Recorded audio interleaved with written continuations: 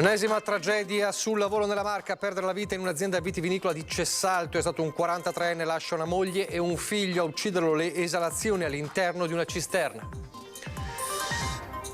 Nel giorno in cui la CGIL scende in piazza per protestare contro la manovra definita iniqua sui temi del lavoro, delle pensioni e della sanità, l'allarme dello psichiatra Tiberio Monari: i disagi mentali sono in aumento, servono risorse. Mattinata di allerta con scio per l'incendio scoppiato nel magazzino della Segafredo Zanetti, rogo spento, ma la popolazione invitata a rimanere in casa e a tenere chiuse le finestre. Perquisizioni anche nella Marca, nel blitz della Guardia di Finanza di Milano, che ha sequestrato circa 102 milioni di euro in un'inchiesta con al centro i colossi della logistica BRT e Geodis. Si finge infermiere per derubare un anziano a Treviso, 54enne individuato dalla polizia grazie a un agente della squadra mobile fuori servizio. Continuano gli effetti della guerra in Ucraina, carenza di farmaci da banco e antibiotici. La situazione è preoccupante per Farmacie Unite, che invita i cittadini a fare piccole scorte per i prossimi 15 giorni. A Mestre la prima tappa di campioni di vita di studenti delle scuole superiori di tutta Italia, tu per tu, con campioni come Adriano Panatta e Andrea Lucchetta. Sabato sera nella chiesa di San Francesco l'ultimo concerto del coro Stella Alpina sotto la direzione del maestro Diego Basso. Dopo 32 anni sarà il più difficile per me, racconta emozionato.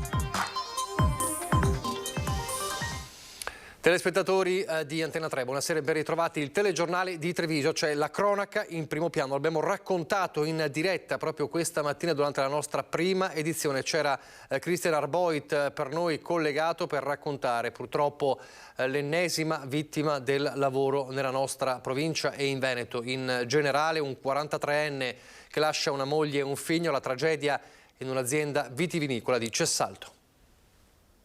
Non posso rilasciare dichiarazioni, mi dispiace. Quindi non rilasciate dichiarazioni? Al momento no.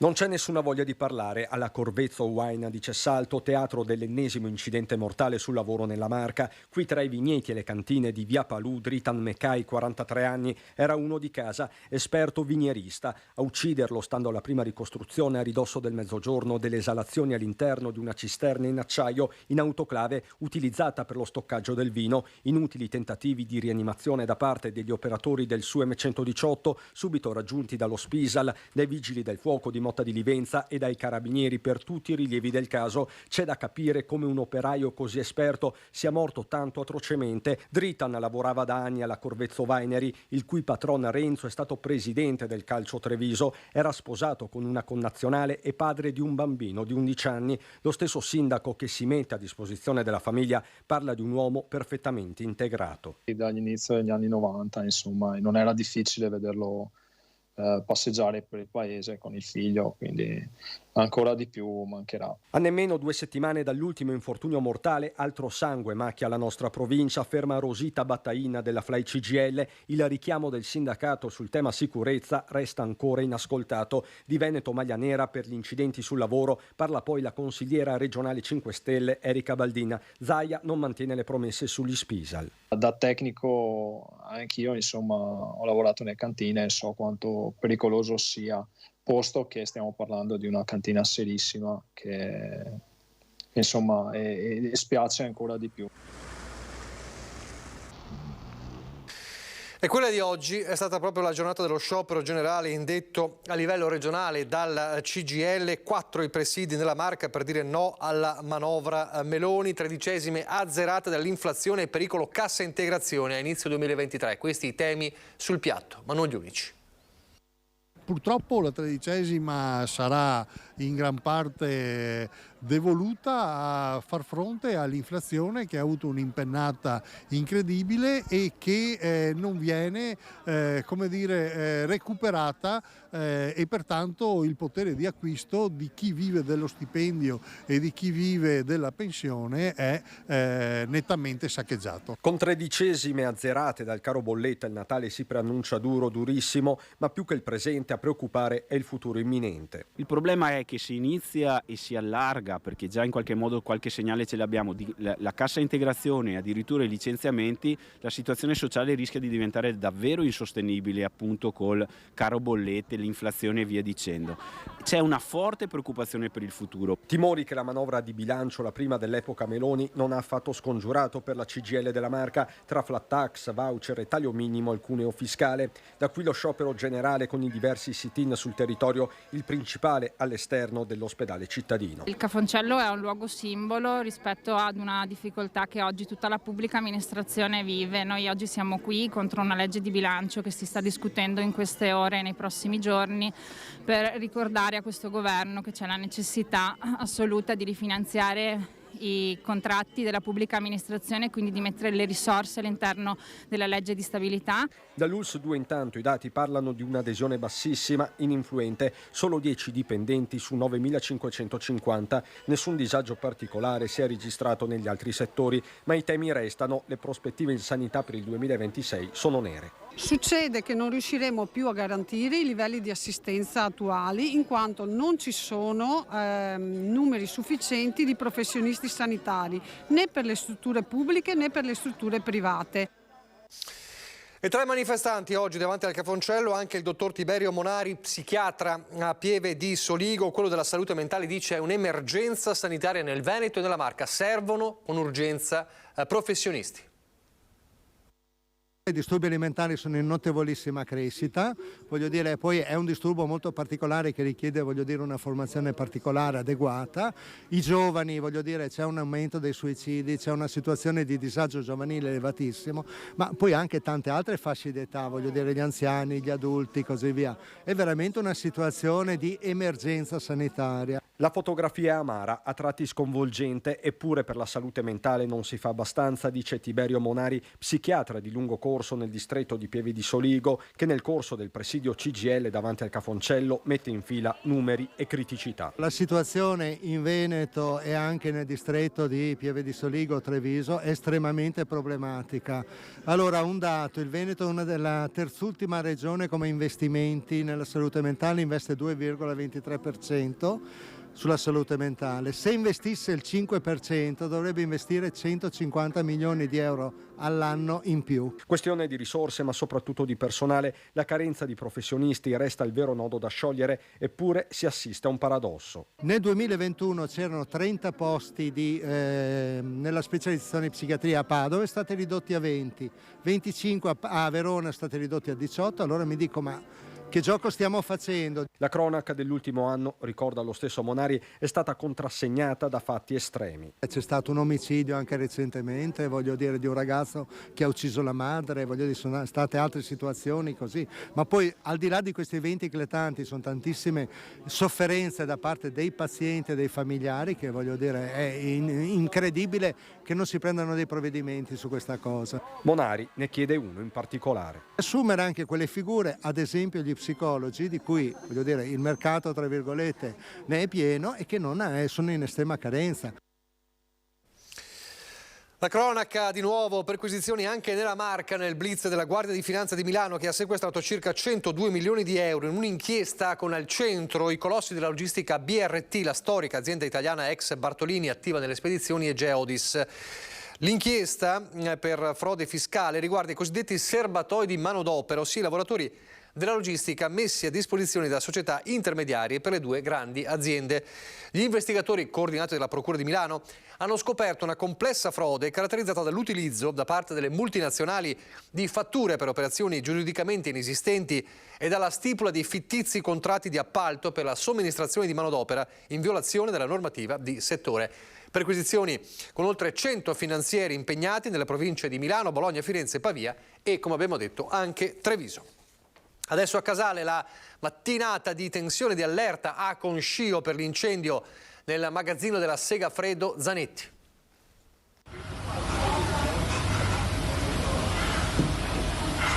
A lanciare l'allarme poco dopo le 10 del mattino è stato un ranger della sorveglianza privata, vedendo del fumo uscire dal capannone. È così che in questo magazzino di stoccaggio della Segafredo Zanetti sono confluiti i vigili del fuoco di Treviso, Vittorio Veneto, Conegliano Mestre, una vera e propria task force di uomini e mezzi che ha consentito di circoscrivere l'incendio. Nel giro di un'ora è stato messo sotto controllo, c'erano degli imballi in cartone, materiale plastico che serve per il confezionamento delle cialde del caffè, ma tutto sommato ci sono un po' di danni a struttura, ma l'incendio è ora sotto controllo. Vigili del fuoco che con i carabinieri hanno comunque avviato un'indagine per capire da dove sia partito l'innesco. 500 metri quadrati sono ora inagibili con danni per decine di migliaia di euro. Nessuno, quello che più conta, si trovava all'interno. Reparto di confezionamento e uffici sono dall'altra parte dello stabilimento. Sul posto con la polizia locale la sindaca di Casale sul Sile. Non sappiamo mai quali sostanze stavano bruciando, invece poi mi hanno confermato che per lo più si tratta di imballaggi di cartone, però prudenzialmente comunque ho chiesto alla cittadinanza di restare in casa e di chiudere le finestre. Anche i bambini della vicina scuola sono stati invitati a fare ricreazione in classe, stessa raccomandazione da parte dell'ULSS 2. In attesa delle analisi ARPAV, a fare la differenza sono state le modalità dell'intervento. Io sono arrivata pochi minuti dopo e già c'erano tutte le camionette, insomma, dei vigili del fuoco, c'erano già i carabinieri e quindi insomma si sono allertati subito e sono arrivati in maniera abbastanza tempestiva.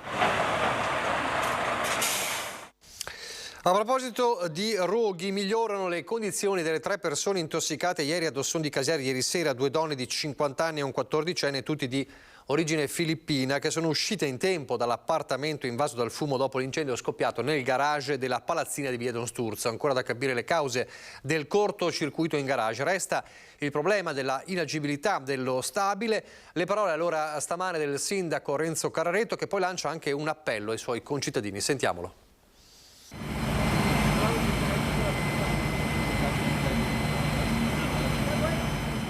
C'è una famiglia che subito ieri sera, per quanto riguarda l'abitazione piano terra, hanno trovato degli amici per essere collocati lì, e poi l'altra famiglia hanno già avuto disponibilità di avere degli altri spazi, pertanto per la tranquillità familiare non c'è nessun problema. Il problema adesso è di cercare al più presto di capire come poter da parte della proprietà risistemare tutto per poter rientrarci. Ieri sera, guarda, è la prova ulteriore che io ringrazio tutti per la velocità sia della parte dei carabinieri, della parte dell'ASL stessa con l'autobulanza, che sono venuti per capire com'era, sia per i vigili del fuoco. Cioè una cosa da quel lato straordinaria. Lancio un appello a tutti, soprattutto ai miei concittadini naturalmente, di star molto attenti per quanto riguarda un po' tutte le situazioni delle canne fumarie, delle stufe eventuali che per qualche motivo non potrebbero essere a norma, ma soprattutto in questo periodo di stare molto attenti per tutti quegli addobbi che potrebbero avere all'interno, che magari sono o non sono idonei perché rimangano accesi nel momento in cui sono via. Dunque mi raccomando, spegnete tutto se andate via da casa.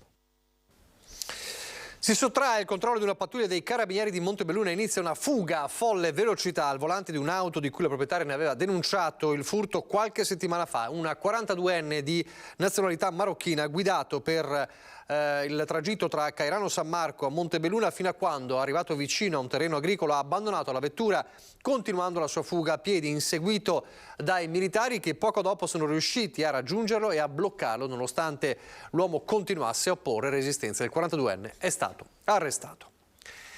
Pochi mesi fa, torniamo a Treviso, si era finto un fisioterapista, era stato arrestato, ma era già tornato in azione, stavolta trasformandosi in un infermiere per derubare un anziano a Treviso. 54enne veronese individuato e denunciato dalla polizia grazie a un agente della squadra mobile che era fuori servizio.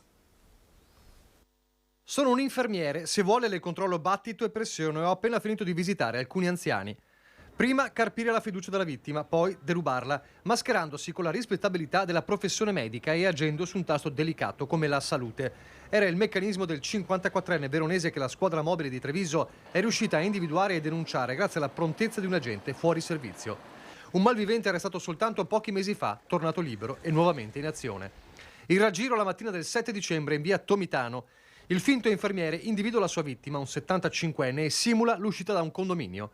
Ho appena visitato alcuni pazienti anziani in questa palazzina. Se vuole posso controllare anche a lei battito e pressione. Un volto rassicurante, parole gentili, il pensionato ci casca e appena l'uomo gli tasta il polso e il collo spariscono un braccialetto e una collana d'oro. Poi di fretta se ne va e corre verso l'auto, partendo in velocità. Non sa però che un agente della squadra mobile libero dal servizio ha appena visto la scena e si è insospettito annotando la targa dell'auto. Il controllo è rapido. La stessa vettura appartiene a un 54enne già arrestato mesi prima perché, stavolta fingendosi fisioterapista, aveva avvicinato un 90enne in cimitero tentando di strappargli la collanina. Il volto del malvivente è stato poco dopo riconosciuto anche dal 75enne derubato in via Tomitano. Così è scattata la denuncia per furto pluriaggravato. Torniamo a parlare di sanità, ma è una situazione legata ancora una volta alla guerra in Ucraina. C'è una forte carenza di farmaci da banco e antibiotici. La situazione è preoccupante, dicono i vertici di Farmacie Unite, che invitano i cittadini per i prossimi 15 giorni a fare piccole scorte di medicinali. È vero che c'è una carenza di farmaci, sono farmaci comuni, si va dal farmaco base, l'ibuprofene, le marche, il Moment, il Nurofen, le marche che tutti conosciamo, specialmente nella formulazione per bambini. Nello sciroppo è stato mancante per moltissimo tempo, è ricomparso in questi giorni, si prevede che potrà di nuovo avere difficoltà ad essere trovato. Si passa da alcuni antibiotici, addirittura l'amoxicillina in sciroppo. Molti in questi giorni alle prese con l'influenza stagionale, andando in farmacia per acquistare un semplice antipiretico, si saranno sentiti dire che c'è una carenza di medicinali da banco, ma anche di antibiotici. Le farmacie finora erano sempre riuscite a far fronte all'emergenza di richieste, soprattutto nel periodo invernale, con i casi di influenza in aumento. Ma quest'anno la situazione è diversa. La guerra in Ucraina ha conseguenze anche sulla produzione dei medicinali, ad iniziare dai principi attivi. Molti farmaci provenivano dall'Ucraina o da laboratori legati a processi di realizzazione collegati all'Ucraina. Poi sembra banale, ma c'è una carenza anche nell'approvvigionamento di bottigliette, di tappi. Il picco dell'influenza atteso tra fine anno e i primi giorni di gennaio, insieme ad un conflitto destinato a durare ancora a lungo, potrebbero aggravare ulteriormente la situazione. La preoccupazione è elevata. A livello del Ministero della Salute è stata attivata una commissione con la quale tutte le farmacie e anche Farmacie Unite, segnalando in maniera tempestiva quali sono i principi attivi e i farmaci che sono carenti. Nessuna corsa all'accaparramento, ma da Farmacie Unite un consiglio ai cittadini. Per questi 15 giorni, per chi ha bambini, per chi ha persone anziane, tenere quei 2-3 farmaci che di solito si dovrebbero tenere in casa. Oltretutto le industrie chiudono, per cui quello che è in circolazione sul mercato è nelle farmacie e una volta che venisse a mancare veramente diventa un problema. Dalla materie prime, la carenza di materie prime, al costo sempre alto delle bollette e ai costi di gestione delle palestre con appunto queste difficoltà. Non sono però le difficoltà legate soltanto al caro bollette, ma anche per le palestre nella Marca trevigiana alle nuove tendenze degli stessi giovanissimi sportivi. Le parole del CONI, sentiamo. Il caro bollette rimane uno dei grandi nodi da risolvere per le società sportive che devono far fronte a spese di gestione e mantenimento dell'attività. Tuttavia si tende a non spalmare sugli iscritti a queste attività i costi lievitati dovuti ai recenti aumenti e alcuni sport sono di gran lunga più penalizzati di altri. Il problema va diviso in due blocchi in sostanza, perché ci sono le società sportive che hanno le convenzioni, cioè gestiscono gli impianti e a loro spetta anche il pagamento delle bollette. Effettivamente sono veramente stressate per questa cosa, in particolare le piscine dove c'è da riscaldare l'acqua e tutto quello che ci va dietro. Gli aiuti del governo sono arrivati, tuttavia le società sportive non pensano di aumentare le rate delle iscrizioni, consapevoli che le famiglie già vessate dai tanti rincari avrebbero ulteriori difficoltà a sostenere i costi dello sport per i figli che vogliono fare attività. Ma il problema riguarda solo alcuni rami. Non riguarda tutti gli sport, riguarda diremo principalmente gli sport al chiuso, perché gli sport all'aperto diremo stanno avendo un grosso incremento di iscritti. Inoltre bisognerà fare i conti con i tempi che cambiano in base alle scelte delle nuove generazioni. In questo contesto la generazione Z, come viene detta, quella dei ragazzi che vanno dal 2000 al 2010, così, preferiscono fare uno sport destrutturato, gestito da loro direttamente, e non iscrivendosi a qualche società sportiva. Intanto le piazze di Treviso sono pronte a essere riempite proprio di sport nei prossimi giorni. Vediamo perché. Siamo convinti che la forza dello sport di trasmettere valori debba essere portata a tutti, deve essere fatta vedere a tutti e deve essere fatta vedere soprattutto laddove in determinate giornate, soprattutto i fine settimana, i giovani si incontrano, a volte anche con qualche criticità. Presentato dal Comune di Treviso il progetto Giornate di Sport 2023, iniziativa che propone l'interazione tra sport e intervento sociale di recupero del disagio giovanile nelle principali piazze del Comune di Treviso. Noi abbiamo visto che molto spesso in occasione di particolari eventi di piazza, anche chi non era particolarmente interessato si è avvicinato e quindi ha cominciato a guardare con interesse, a vedere con interesse una disciplina sportiva che magari invece non avrebbe mai visto o non avrebbe mai frequentato. Quindi è importante portare lo sport in piazza ed è particolarmente importante portarlo laddove vi sono molti giovani. Loggia dei Cavalieri e Piazza Borsa nel corso del fine settimana dei mesi a venire e a tutto il 2023 verranno messe a disposizione delle associazioni sportive per promuovere le varie discipline e per coinvolgere i ragazzi all'avvicinamento delle varie attività sportive. Anche dovessimo attrarre 1 o 2 giovani su 100 che dalla piazza, dalla frequentazione delle strade vanno a frequentare i campi e le palestre, sarebbe per noi un grandissimo successo. Ancora lo sport, Trevigiano Doc, Andrea Lucchetta, Trevigiano d'adozione, Adriano Panatta sono alcuni dei nomi più importanti saliti stamane sul palco del Teatro Corso a Mestre per incontrare i giovani studenti. Oltre 500 gli studenti delle superiori oggi al Teatro Corso per seguire 3 grandi atleti italiani di livello mondiale. L'iniziativa #Campione di Vita ha l'obiettivo di sensibilizzare i ragazzi e ragazze su come affrontare le sfide nello studio, nello sport e nella vita in generale. Il titolo è Campioni di Vita, campioni quindi nello sport, ma soprattutto nella vita quotidiana, quella di tutti i giorni. Sul palco Onei Tappia, medaglia di bronzo ai recentissimi Giochi Paralimpici di Tokyo nel getto del peso e nel lancio del disco per non vedenti. E la velocista Oksana Corso, argento mondiale sui 100 e 200 metri alle Paralimpiadi di Londra e detentrice del record mondiale sui 400 metri di velocità. Con loro anche Andrea Lucchetta, campione del mondo con la nazionale di volley, e Adriano Panatta, tra i migliori tennisti italiani di sempre. Sono degli esempi per i ragazzi. Sicuramente, i ragazzi ne usciranno sicuramente migliorati dopo questa esperienza. L'incontro con questi campioni dello sport mondiale paralimpico rappresenta il modo migliore per comprendere come un limite nella diversità si possa trasformare con tenacia e volontà in potenzialità, permettendo grazie a una forte motivazione e alla valorizzazione dei talenti di arrivare a traguardi e vittorie speciali. Con la forza di volontà e con l'ottimismo si arriva ovunque, ha ribadito Onei Tappia. Perché nel loro percorso troveranno anche delle difficoltà e che ci sono anche dei modi in cui si possono affrontare queste difficoltà e quindi non abbattersi davanti alla prima situazione. Credere in se stessi, avere un sogno, rende tutto più facile anche il raggiungimento di vittorie insperate, ha detto Oksana Corso ai ragazzi. Penso che in realtà, al di là delle medaglie, il più grande risultato è riuscire a fare dei piccoli passi per la propria vita e per la propria persona. Dopo la prima tappa, il tour toccherà altri 4 capoluoghi italiani. L'attenzione che i ragazzi hanno messo qui all'interno di queste 2 ore e mezzo che abbiamo trascorso insieme è la cosa più bella, perché vuol dire che queste generazioni, se noi abbiamo la chiave emotiva, empatica, acquisiscono per la loro crescita sportiva, ma soprattutto umana come individui. Pochi istanti di pubblicità, poi di nuovo in diretta.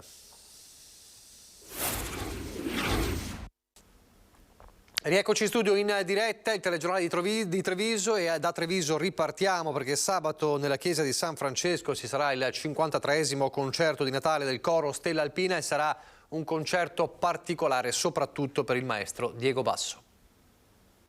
Dopo 32 anni il maestro Diego Basso lascerà il coro Stella Alpina di Treviso. L'annuncio viene dato alla presentazione del 53esimo concerto di Natale che ci sarà sabato nella chiesa di San Francesco a Treviso. Dicevo ieri sera ai ragazzi nell'ultima prova che quando avranno bisogno io ci sarò e ci sono sempre. Lascio la direzione perché la mia vita e la mia carriera artistica mi porta altrove e il coro ha bisogno di un direttore stabile. Sono sereno, lascio un coro che canta bene, con un direttore che ha già fatto, Davide Furlan, che ha già fatto per molti anni il mio vice, quindi c'è una continuità assoluta e quindi sono sereno, anche se l'emozione è grande e un po' di tristezza c'è. Tanti anni insieme non si cancellano, ma gli impegni incombono e anche se fino all'ultimo i suoi allievi hanno sperato ad un ripensamento, la decisione del maestro rimane insieme ai ricordi e una trasparente emozione. È un concerto forse il più difficile della mia carriera, credo, no? Perché, sai, anche già ieri sera, facendo la strada da Castelfranco a Treviso, ti passano le immagini di 30 anni davanti. E passeranno 30 anni di concerti. Sono credo 1 migliaio che ho fatto con loro, quindi sabato passaranno veramente 30 anni di concerti e di emozioni e infatti dicevo anche ai ragazzi, mi raccomando, guardiamoci perché sabato non sarà un concerto facile, della concentrazione sarà difficile, un'emozione, poi San Francesco, 53 concerti di San Francesco di cui ne ho fatti 33. Storie e aneddoti si raccontano tra il maestro Basso e il sindaco Mario Conte, che per molti anni ha fatto parte del coro Stella Alpina. Io sono nato dentro il coro Stella Alpina e sono nato anche con i racconti dei vecchi del coro Stella Alpina, che erano discoli tanto quanto l'attuale sindaco e l'allora corista del coro Stella Alpina. Quindi insomma il coro, tutti i cori sono fatti di canto, di amicizia, di convivialità, ma anche di tanta solidarietà. Quindi se è vero che ci siamo tanto divertiti, è altrettanto vero che abbiamo cantato e abbiamo aiutato tante persone. L'appuntamento per il concerto di Natale è per sabato 17 dicembre nella chiesa di San Francesco a Treviso. Dall'abbraccio tra il sindaco Mario Conte e il maestro Diego Basso alle notizie dal Bellunese.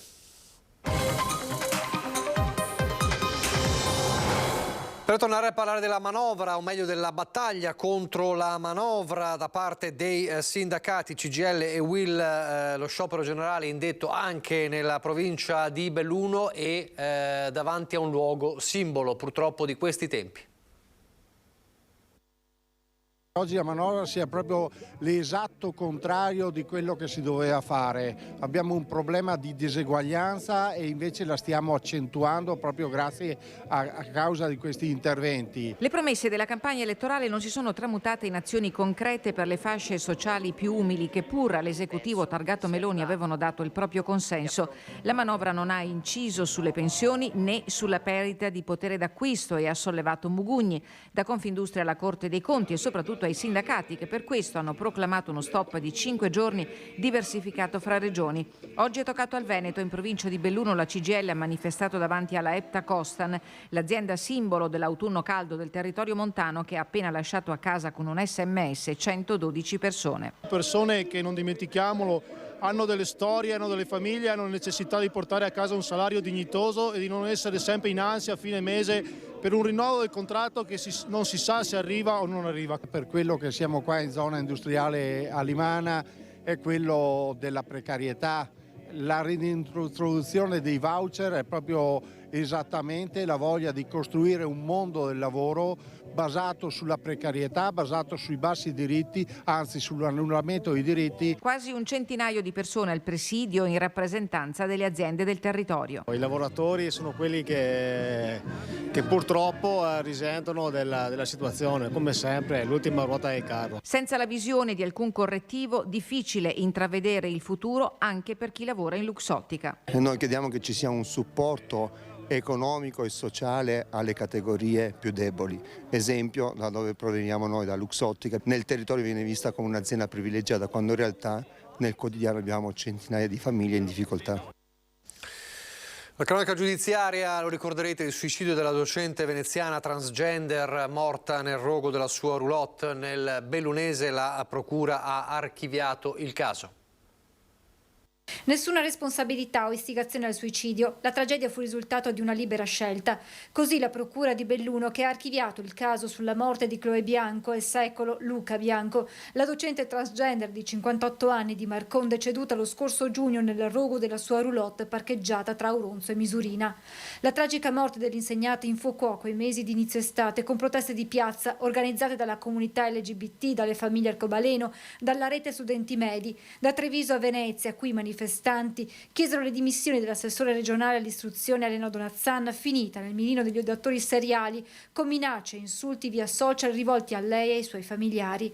L'assessore era stata accusata di essersi accanita contro la docente che nel 2015 si presentò all'Istituto Scarpa Mattei di San Donà di Piave, dove insegnava in abiti femminili, annunciando agli studenti che quella avrebbe dovuto essere per tutti la sua nuova identità.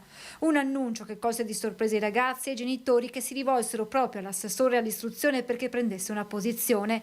Donazzan definì gli attacchi nei suoi confronti una strumentalizzazione politica di una tragedia, ribadendo in più occasioni che il tema della sessualità è un fatto privato da rispettare, ma la scuola non può essere un luogo in cui ci si presenta vestiti da donna da un giorno all'altro senza preparare la classe.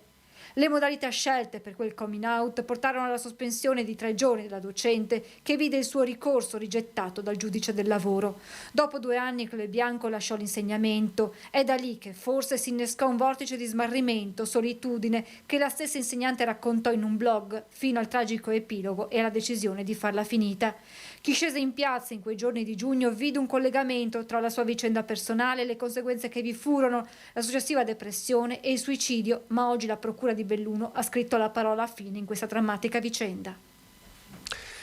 Torniamo a Belluno, ultimi passaggi burocratici e poi entro Natale sarà pubblicato il bando europeo per la gestione degli impianti del Nevegale, un passaggio fondamentale per il futuro del Colle.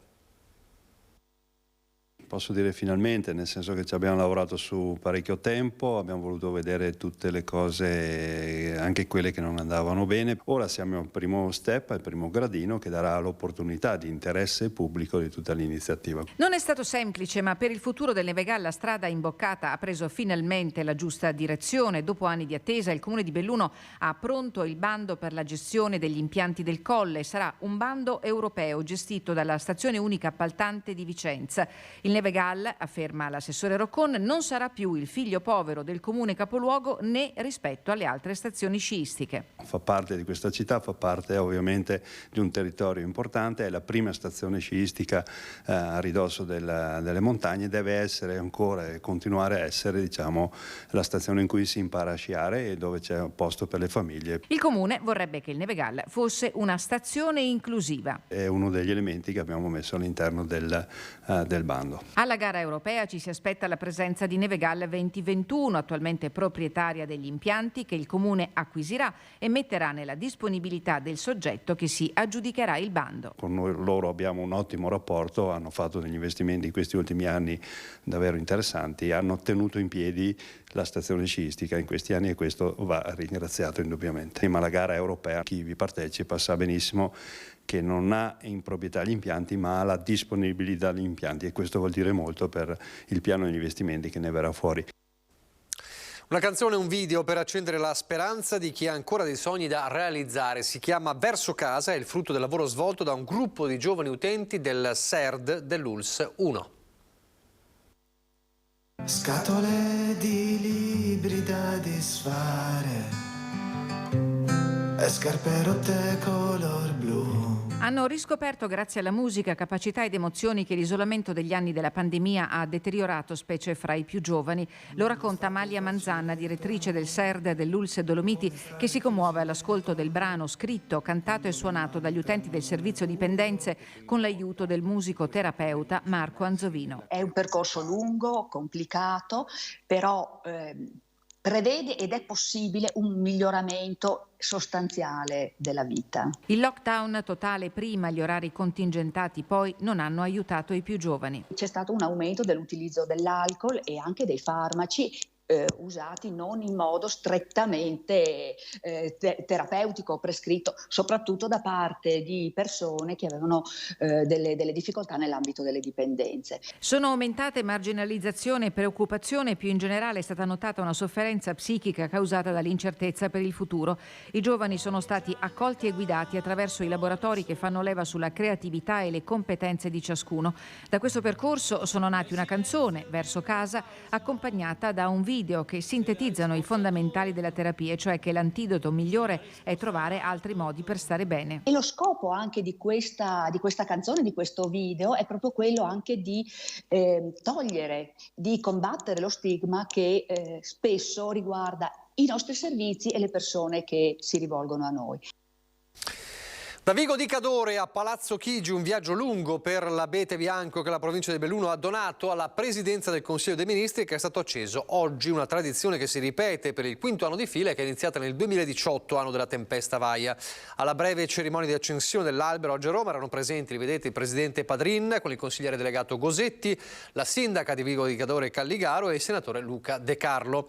Il Presidente Padrin ha portato l'augurio di Buon Natale dei bellunese anche al segretario di Stato della Santa Sede, il cardinale Parolin, insieme al sindaco di Lorenzago, comune dal quale da anni proviene l'abete natalizio del Palazzo Apostolico Vaticano. Adesso invece a Pieve di Cadore, dove la casetta di Babbo Natale immersa nel bosco del Parco Roccolo è stata presa d'assalto da turisti e cadorini. Nell'ultimo weekend oltre 700 persone, come testimoniano i volontari della Prolocco Tiziano che gestiscono l'iniziativa. Il momento più affascinante per le visite è l'imbrunire, quando si accendono le luci che anche quest'anno il comune di Pieve di Cadore ha allestito per illuminare la casetta e i suoi angoli più suggestivi. Le prossime aperture della casa di Babbo Natale saranno sabato 17, domenica 18 dicembre dalle 10:30 alle 12:30, dalle 14:30 alle 16:30. Medesimi orari anche nelle giornate di venerdì 23 e sabato 24 dicembre, la vigilia di Natale.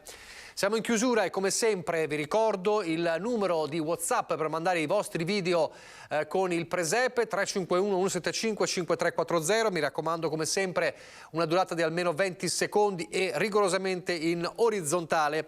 E allora, questa sera vi mostriamo le creazioni di Alex, Davide e Rianna Calla di Lutrano di Fontanelle, Luigino Gianduzzo di Vazzola, Alvise Pasa di Ciano del Montello e Mauro Marcolin di Volpago del Montello. E con queste immagini, come sempre, ci salutiamo e poi vi lasciamo al meteo. Arrivederci.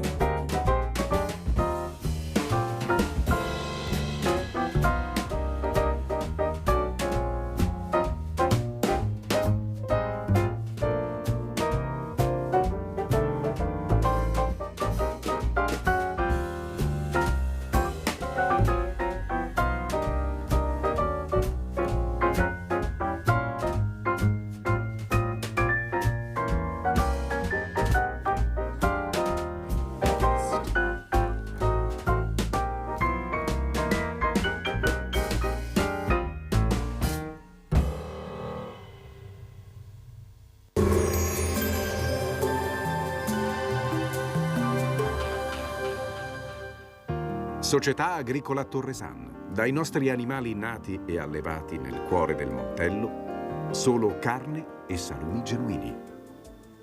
Bentrovati al meteo. Rapido susseguirsi di perturbazioni sull'Italia, con la più intensa prevista per giovedì 15 dicembre. Altro maltempo in arrivo.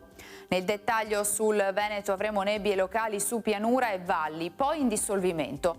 E dopo una mattinata con nuvole e qualche schiarita soleggiata, il tempo è destinato a peggiorare rapidamente, con piogge via via più diffuse, localmente abbondanti, specie sul delta del Po e zone limitrofe. Quota neve a 800-1100 metri. Temperature minime in calo, comprese tra -3 e 1 grado, massime tra 4 e 7 gradi.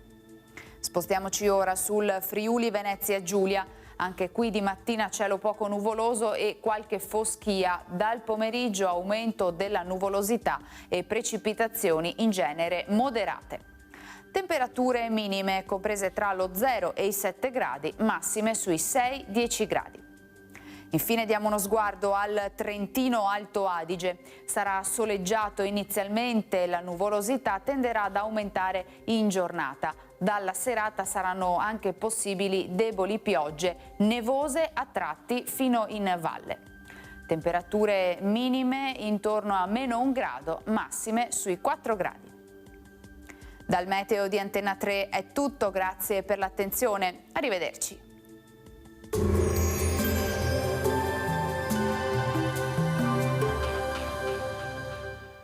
Società Agricola Torresan. Dai nostri animali nati e allevati nel cuore del Montello, solo carne e salumi genuini.